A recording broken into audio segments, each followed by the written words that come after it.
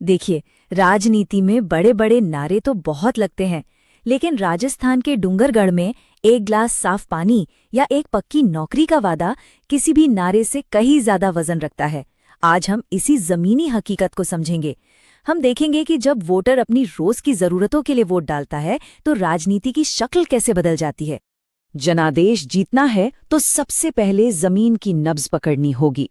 ये पहला और आखिरी नियम है और डूंगरगढ़ हमें यही सिखाता है। यहाँ का असली सियासी मैदान हवाई वादों से नहीं बल्कि मिट्टी, पानी और लोगों के रोज के संघर्षों से बनता है। तो चलिए अब सीधे डूंगरगढ़ के दिल में उतरते हैं। इसे सिर्फ आंकड़ों का खेल नहीं समझेंगे, नहीं, इसे एक जीते जागते समाज की कहानी की तरह देखेंगे। एक ऐसी जगह जिसकी अपनी उम्मीदें हैं और अपनी कुछ अनसुनी मुश्किलें भी। समझिए, डूंगरगढ़ की कहानी सिर्फ एक विधानसभा सीट की कहानी नहीं है।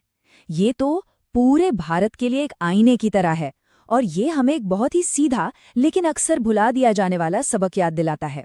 सबक ये है कि शासन की असली ताकत जनता की उस अनकही आवाज को सुनने और समझने में ही छिपी है।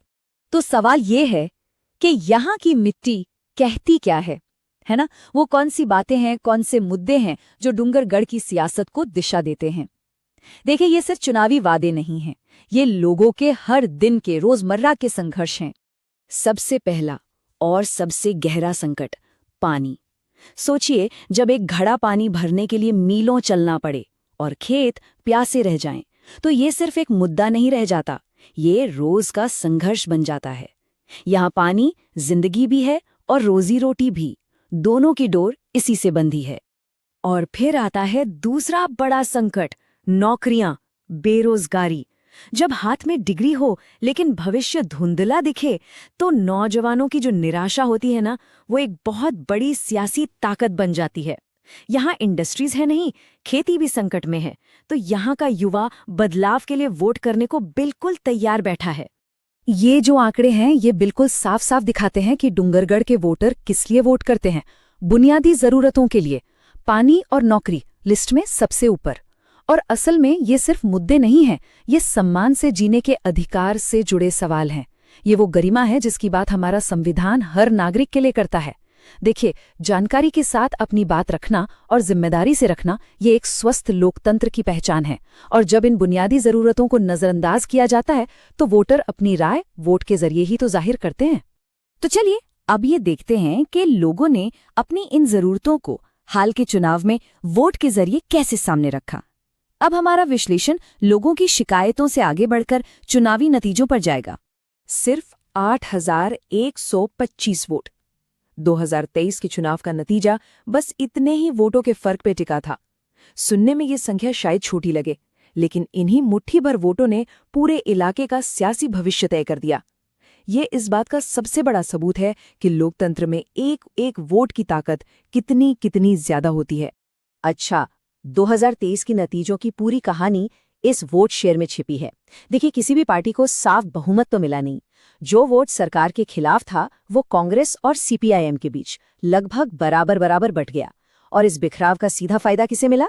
बीजेपी को, जो सबसे बड़ी पार्टी बनकर सामने आई।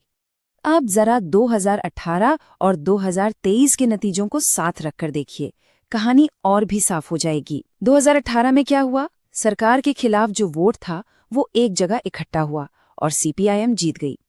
लेकिन 2023 में वही वोट दो हिस्सों में बंट गया और इसने, कह सकते हैं कि अनजाने में ही, बीजेपी की जीत का रास्ता बना दिया। लेकिन रुकिए, 2023 का ये नतीजा कोई एक अकेली घटना नहीं है। चलिए जरा डूंगरगढ़ के चुनावी इतिहास को थोड़ा और पीछे जाकर देखते हैं। इससे हमें यहाँ की सियासी उठापटक का अंदाजा लगेगा। ये टाइमलाइन डूंगरगढ़ के सियासी मिजाज की पूरी कहानी कहती है। देखिए, 1993 से लेकर आज तक सत्ता कभी किसी एक के हाथ में टिक ही नहीं पाई। बीजेपी, कांग्रेस और यहाँ तक कि सीपीआईएम भी, तीनों को यहाँ के वोटर्स ने मौका भी दिया और नकारा भी है। इससे एक ही पैटर्न साफ नजर आता है। यहाँ का वोटर अगर सरकार के काम से खुश नहीं है तो वो बदलाव लाने में बिल्कुल देर नहीं करता। और ये एक बहुत ही जरूरी नतीजा है जो हमें समझना होगा। डूंगरगढ़ का वोटर किसी एक पार्टी का बंधुआ नहीं है। अगर वो मौजूदा सरकार के काम से नाखुश है तो वो बदलाव के लिए वोट डालने से बिल्कुल नहीं हिचकिचाता। तो फिर इस पूरे विश्लेषण के बाद सबसे बड़ा सवाल यही उठता है कि यहाँ के लोगों का भरोसा जीता कैसे जाए। अब हम सिर्फ विश्लेषण से आगे बढ़ेंगे और एक बिल्कुल साफ, एक एक्शन ओरिएंटेड रणनीति पर बात करेंगे। इस चुनौती का जवाब एक मजबूत, एक इंटीग्रेटेड रणनीति में है। इसे चतुर्मुख सिद्धांत कह सकते हैं। जैसे 4 मुख 4 दिशाओं को देखते हैं, वैसे ही एक कामयाब सियासी अभियान को भी इन 4 मजबूत खंभों पर खड़ा होना पड़ता है। ये सिर्फ चुनाव जीतने का फॉर्मूला नहीं है, ये एक असरदार शासन की नींव रखने का खाका है। और इस रणनीति की जड़ें कहीं और से नहीं, जमीन से ही निकलती हैं। पहला काम 2023 में जो वोट बिखर गया था, उसे एक साथ लाना। दूसरा, संदेश को बिल्कुल फोकस रखना, मतलब पानी और नौकरी जैसे असल मुद्दों पर ही लगातार बात करना। और तीसरा, उन लोगों तक पहुंचना जिनकी आवाज अक्सर अनसुनी रह जाती है, यानी नौजवान और महिला वोटर।